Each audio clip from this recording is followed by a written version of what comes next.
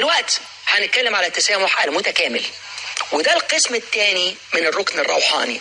الركن الروحاني منقسم لأربع أقسام.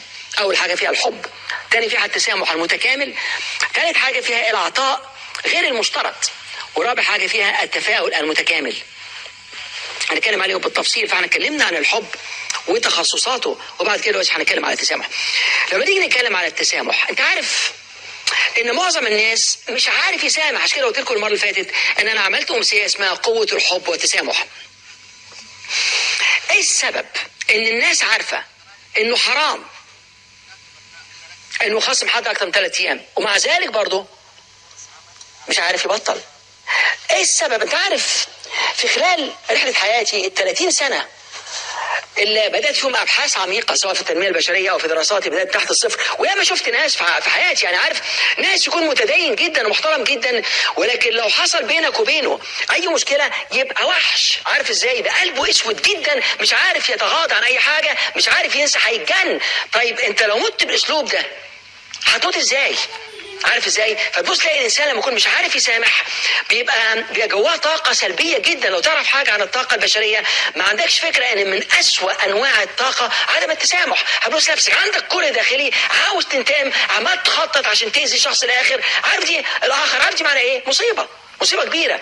فعارف بفرض ان حد غلط مهما كان اتعلمت منها ايه؟ سامحه في الله، لان التسامح بينك وبين الله سبحانه وتعالى دي فرصه ممكن تقرب بيها اكتر من الله سبحانه وتعالى مهما عمل. هو ايه اللي ممكن يعمل عمله؟ اي مشكله فيها شخصين، ليك وجهه نظرك ووجهه نظره، ووجهه نظر الصح. كل واحد عنده وجهه نظر متمسك بيها. اللي انت عاوزه عشان تسامح، اللي انت عاوزه عشان تخلص بقى، اللي انت عاوزه عشان ترتاح. انا في علم قوه الطاقه البشريه، العلم اللي انا الفته بفضل الله سبحانه وتعالى، اول مبدا في اول مرحله هم 5 مراحل. المرحله الاولى اول مبدا فيها ان التسامح والغفران هم اساس الطاقة المجردة. يعني ايه الطاقة المجردة؟ يعني الطاقة النقية تماما. انتوا عارف مش ممكن اطلاقا بفرض انا ماشي دلوقتي، انا ماشي للمستقبل، وده الناس عايزة تعمله، عاوز يحقق اهدافه، فالهدف هناك في المستقبل. فانا جاي من الماضي، ادي الماضي ورايا، وانا ماشي للحاضر ورايح على المستقبل.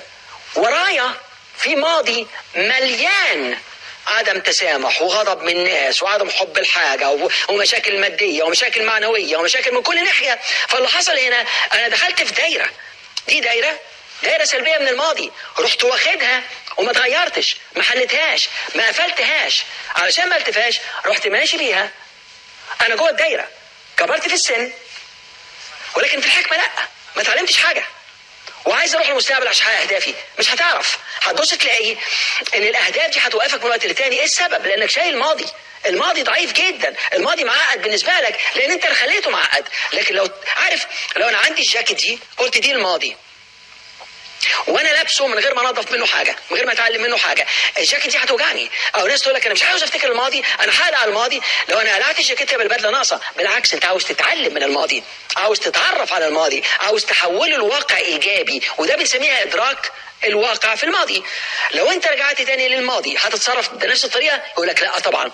طب غير دي، واول حاجه تعملها التسامح المتكامل.